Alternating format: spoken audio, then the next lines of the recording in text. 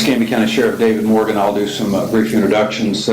Immediately to my left and your right is Mr. John Molchan from the State Attorney's Office, Chief Deputy Chip Simmons, and we have two of our investigators. The lead of that unit is Sergeant James, who will answer specific questions as we can in this case. With that also is our lead investigator. We called you here today to ask for the assistance of our community. The gentleman's picture that you see posted here is Charlie Hammerick. He's age 54. So far, we've identified 4 victims of Mr. Hammerick that we have evidence on. He's been arrested and charged with 36 counts of sexual battery of a victim under 12, 2 counts of lewd and lascivious behavior of a victim over 12, 3 counts of transmission of obscene material, and 1 count of lewd and lascivious molestation of a victim under 12. We believe, to the best of our knowledge at this point in our investigation, that these molestations started in 1997.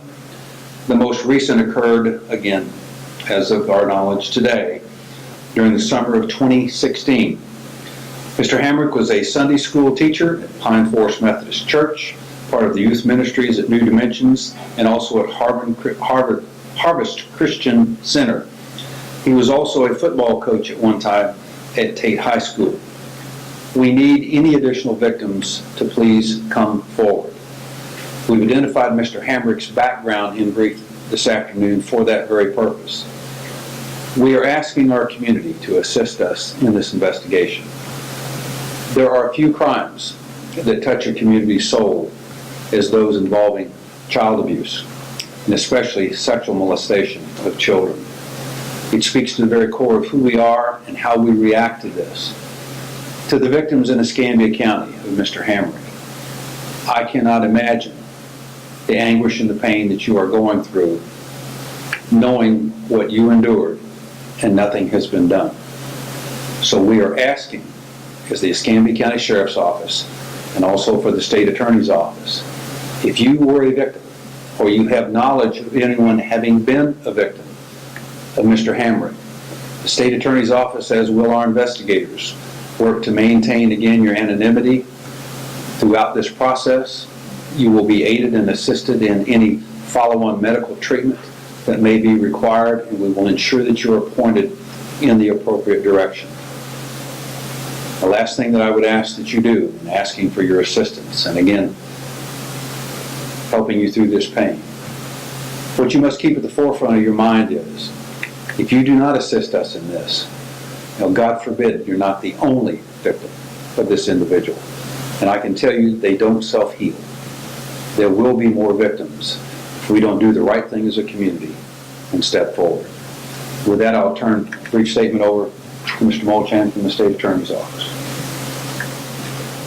Just so that everybody is clear, we have assigned, or it's our office's policy to work and utilize the Gulf Coast Kids House, which has been instrumental in this investigation, the resources of our team out there with counselors, our assistant state attorneys that are specially assigned to deal with these particular cases, and we are doing everything that we can in this case to ensure that justice is done. We do wish that all, if there are any other victims out there, that they come forward at this time, because now is the time to do so. These cases require a great deal of work. They are painful, however, we must pursue them because of the pain that they have inflicted upon the people and the victims in this particular case. And we just ask that you come forward if you are a victim of Mr. Hammerick. Chief Simmons, who's our Chief Deputy for Operations at the Escambia County Sheriff's Office, who's overall head of this investigation. Chief. Thank you, Sheriff. Not all wounds heal with time. There are some wounds that are so deep and so dark that they do not fade. Unfortunately, there are those who think that with the passage of time, they will be released from their responsibility. They're not. They are responsible and they're accountable.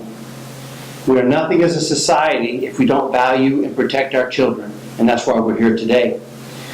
Those that use their position, as in Mr. Hammerick has done, to gain a trust, to get where these children are, and then violate that trust and violate the laws, are the worst of the worst.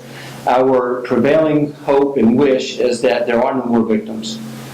But looking at the case and looking at the situation that we find ourselves in, we do not believe that that is true.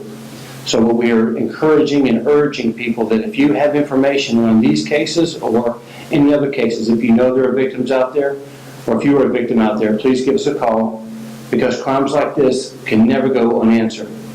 Again, this individual, over the course of many years, has taken opportunity, has betrayed the trust of parents, of guardians, of school officials, and has committed these crimes over the course of a number of years. We have brought it to justice, but we feel like there's a lot more. So we're urging and encouraging everyone to come forward. I would like to acknowledge the hard work of our investigative section, because as soon as they got the word of these despicable acts, they worked tirelessly on bringing this individual to justice. Sergeant Don James, I'm going to call up here first. She can give you some details, but I would like to say that the entire investigative section did a very good job of this, and we're actively investigating this, and we feel as if this is going to continue for some time. So, Sergeant James. Good afternoon, everyone. The reason we're here today basically is just to notify the community of the crimes that have occurred, and to request assistance in identifying new victims or any witnesses to any activity that's happened in their presence or that they know about. The history it spans 20 years that we know of. With that being said, we've got a gap, but people that commit these kind of crimes generally don't have gaps in the crimes that they commit. So his association with the churches and the athletic associations, it's our understanding that he was part of Taekwondo in our community, and also a local high school. Any children that might have been victimized by him, we would love to help you get closure in this. And so we would request that you and your families discuss it and come forward to us. If anybody has any questions, I can try to help. Why did it take so long for an arrest if it's been gone? Did victims only just kind of come forward? We were notified of this back in June of 2016. I can't really answer why victims don't report these crimes, but as soon as we were notified, things started rolling, more victims started coming forward, and as they came forward, we made arrests on appropriate charges. It's important, Sergeant. The first arrest occurred last year, I believe in September of last year, just a few months after the initial report came in. But that's an excellent question on, why hasn't this been investigated, or why hasn't he been taken into custody? We can only investigate those crimes that are reported to us. And so once reported, it took a few months, of course, to get all the information together and get it before a judge and do our coordination with the state attorney's office. But Mr. Hammerick was promptly brought into custody after the case was reported to us. That's what we find to be frustrating, is during the conduct of this investigation, there are members of our community who had knowledge of this. When you ask the question, why wasn't he arrested prior to this, since we know back to 1997 these crimes have been occurring, don't ask us. Ask the members of our community who failed to report it.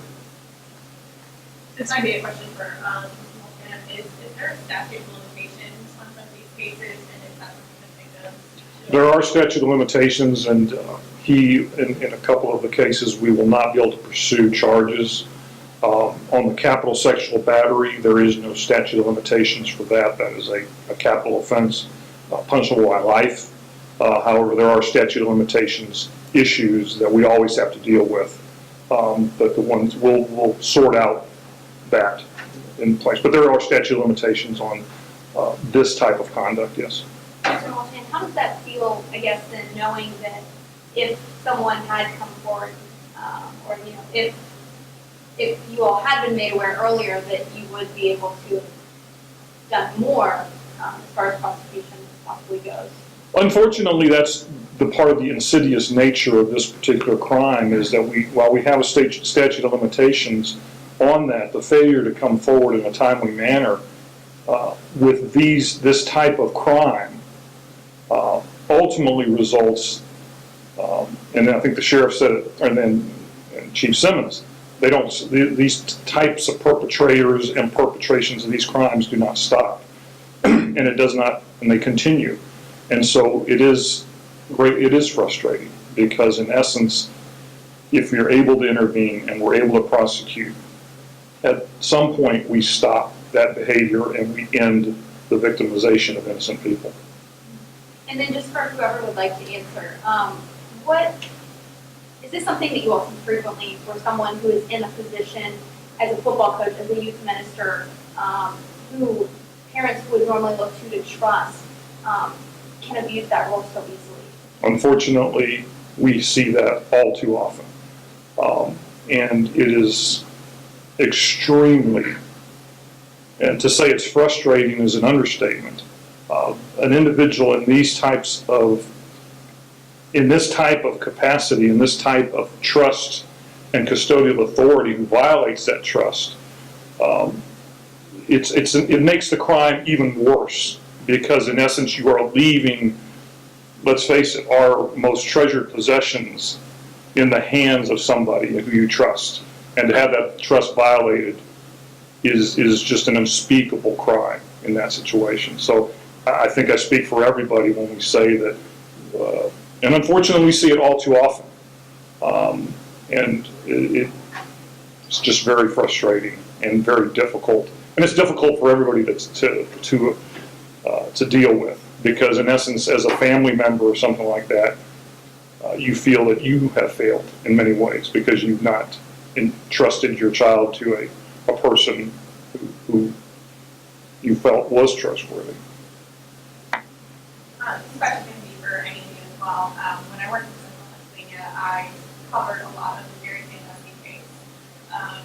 You're very well known where a lot of those kids that were victims in that case were kind of their first safe haven. They didn't have great lives growing up, and without obviously exposing who the victims are in these cases, you mentioned, were they in similar situations like in that case? Because I could include Of course, we have to be extremely careful in even skirting the issue of the victims and any identities and anything that would lead even yourself as a reporter to be able to identify a profile of a victim and then find one. But I will tell you that anyone can be victimized. It doesn't matter upon what your socioeconomic group is. We tend to want to categorize them as poor, uneducated, the families, poor and uneducated, etc. And so therefore, the child is set up for that. Nothing could be farther from the truth. What you need to focus on here is the abuser themselves. It's much akin to saying, well, a woman was sexually assaulted because of the way she dressed or where she was at, etc. We're victimizing the victim when we do that. We need to focus on the abuser themselves, or the perpetrator of the crime in this case, who was placed in a position of trust not once, but not twice, but numerous occasions here, and again took advantage of children. And again, the insidious part of this, as Mr. Molchan has said, is you've changed lives we can't rebuild this child. I cannot return to this child what was taken from them. And so it's incumbent upon us in the criminal justice system to seek justice as best we can with an understanding that these victims will never be made whole.